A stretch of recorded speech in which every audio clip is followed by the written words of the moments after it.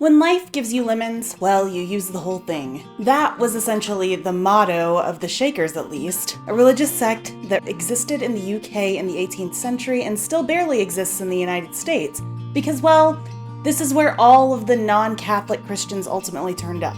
They took the philosophy of waste not, want not to a whole nother level. The recipe that I'm about to share with you doesn't just include lemons or their juices, but also their peels, making for an interesting texture, to say the least. The Shakers. You occasionally hear about their penchant for making beautiful but simple woven chairs. You may have heard about what we'll be covering today, which is a Shaker lemon pie, or even visited one of their many cemeteries around the United States. But where are the Shakers now? Well, as of 2020, they're mostly gone. And we'll get into why in just a moment, but first, pie. Who doesn't like pie? If that's you, you're probably on the wrong YouTube channel. I'm going to make a Shaker lemon pie today, and if you love lemons and summer, this is a glorious treat. Just a little warning though, if you don't like or absolutely love lemons, then you're gonna want to stay well away because this is very lemony. Thankfully, it's also a very easy recipe to follow. As per usual, you can find all of the specifics about this recipe on my blog, oldfashionedaf.com, my #aesthetic internet home, where I write about various topics, and sometimes even post recipes like this one. Link is in the description if you are interested. So back to the Shaker lemon pie. For the filling, you're going to need 4 eggs, a pinch of salt, at least 1 cup of sugar, maybe 2, and 2 lemons for the filling, but in the original version of this pie that I made, I sliced up 3 because, well, every pie needs decorations, right? One crucial thing to note, the first time that I followed the recipe, it was as written in From Here to There and Back Again by Sue Hummel, who first encountered the recipe at Shaker Village of Pleasant Hill in Kentucky. And I have to say the texture of that pie was just a little bit off, almost like eating noodles or something, and it just wasn't pleasant. When I took the lemons out on my first attempt, I could already tell that they'd be difficult to eat in a pie, so I tried to use a potato masher to break them down a little more, but it really wasn't enough. So I've since made it again with my own methods in place, and wholeheartedly suggest that instead of just merely slicing the lemons and removing the seeds, that you chop the slices even more finely before macerating so that you can break them up even more. You may even want to put the lemons in a food processor because, well, those are a thing nowadays. As you can see, I merely chopped mine up on the second time, sort of like you might chop an apple up. And yes, it is still crucial to put the lemon peels in the recipe. The custard won't taste or feel as complete without it, and you'll thank me later, I promise. Whoever you share this pie with probably won't even register that they're eating lemon peels. The first thing that you'll do after slicing up the lemons is to macerate them. I did this in a covered bowl overnight. Cover them with the sugar, making sure that all the lemon pieces are dredged in the sweetness, and then mix them and put them in the fridge. While we wait for the lemons to macerate overnight, let me give you just a little rundown on the Shakers themselves. A very unique bunch of people, if I do say so myself. I have a bit of an appreciation for the Shaker religion, mostly just because they never really reconciled something that we're not supposed to talk about on YouTube, which is to say, the matter of intercourse. You see, the reason why there is literally only one practicing Shaker community left in the world, and only a handful of bona fide church members left inside it, is that as of this filming, the Shakers were completely celibate. I suppose the ones who are still around are probably also celibate too, which means that they didn't procreate at all, not even for fun. In fact, their ranks mostly continued on into the 19th and 20th centuries through a mix of indentured servitude and conversion or adoption, which means that they managed to survive a lot longer than I'd have predicted had I lived back then, but probably not long enough to survive climate change. Although, of course, I guess we don't really know whether we're going to survive climate change as a whole anyway. Despite this somewhat prudish shortcoming on the Shakers' parts, I can get behind quite a lot of the other basic philosophies that they had. They loved to dance, for example, and they claimed that dancing was the act of God moving through them, which is a beautiful philosophy that I don't personally take literally. but I wholeheartedly appreciate the sentiment of it. Speaking of God, Shakers believed that God was both a man and a woman at the same time, making God dualistic, and not just some rando bearded dude in the sky that most Americans grow up believing in. Despite the Shakers' interpretation of God making up two parts of a gendered whole, marriage was not something that the Shakers allowed within their ranks, which sort of makes sense when, for most of the history of the Western world, a lack of intercourse was grounds for actual annulment of a marriage. Does any of this make sense to me personally as a 21st century woman though? No. And that's okay. But there are still some more things that I could have gotten behind. The Shakers were also pacifists. They believed so strongly in not killing other people that during the Civil War, President Lincoln actually exempted Shaker men from serving, which made the Shakers the first known conscientious objectors in American history. So now that you know a lot more about the Shakers than you ever thought that you would, let's get back to the pie. What is a pie without pie crust? The crust on a Shaker lemon pie is more likened to an apple pie's crust than the decidedly more familiar lemon meringues.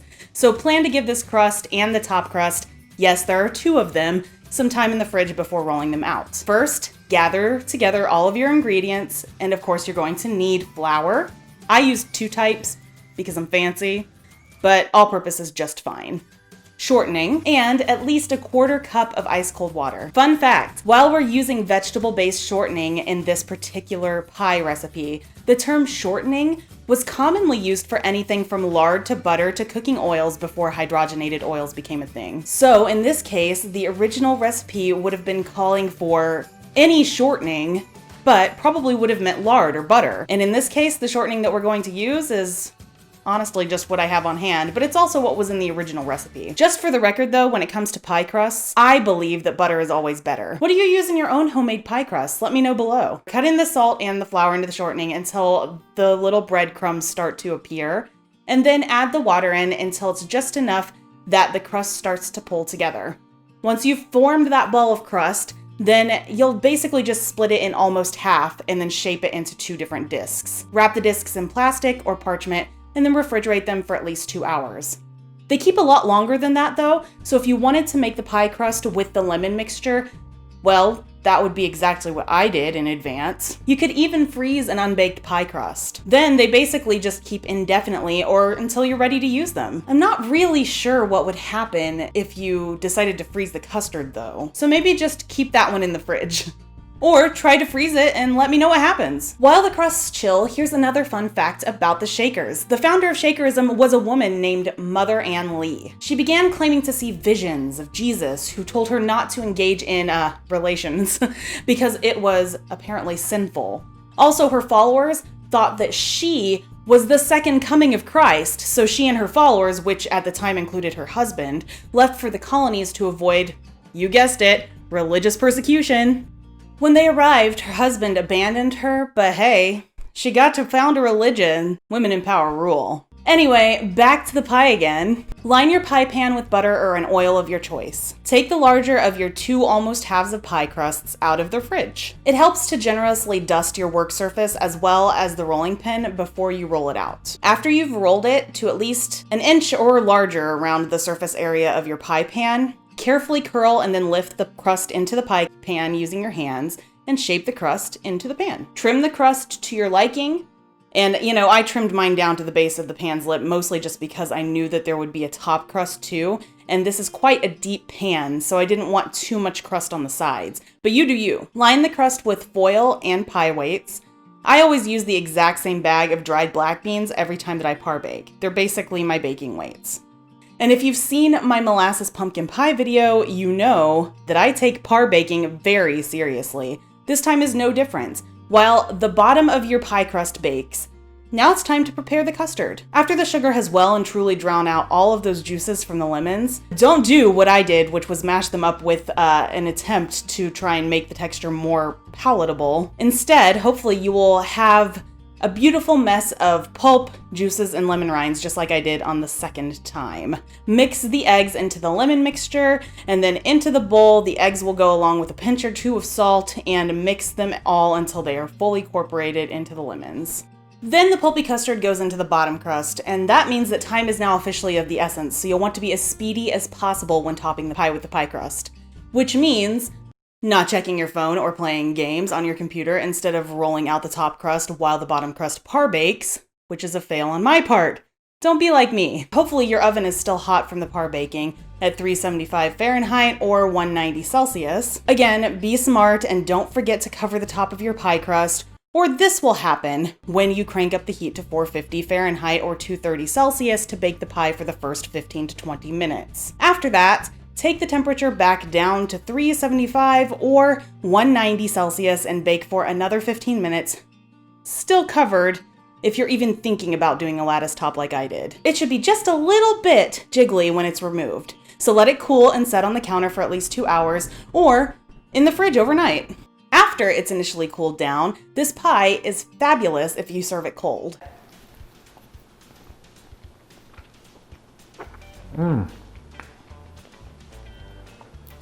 have to say, that is the best lemon pie I've had this year. Well, that's good news, because I think we've only had 2, right? Yeah. The other one was the second best. But what about the texture? Well, it's good. I mean, it's firm where it needs to be, like me, and it is lemony where it also needs to be. Just realised that doesn't make sense. No, the texture is, I mean, it's just nice and soft, but not in a bad way. I'm not a food extraordinaire. I don't know the terms to use. I don't know what she wants me to say. I just like it. It's 5 stars. Is that good enough? So there you have it. Shaker lemon pie. Sort of the way that the Shakers made it, maybe. Moral of the story, if you love lemons, make this pie, but also be sure to actually follow the instructions I've set out on my blog instead of procrastinating, moving during a pandemic, more on that later, or even having intimate relations or being otherwise distracted. Here's some footage from my latest Crafty Club exclusive video, just to get you in the mood, as the non-shakers might say. This is my bedroom, and as you can see, we've done a very good job of covering all of the horrible purple paint, of having a regular set of drawers, or even 2 sets of drawers, which is what I really need. Let's be real. You see my clothes. And you can see, there's no couch.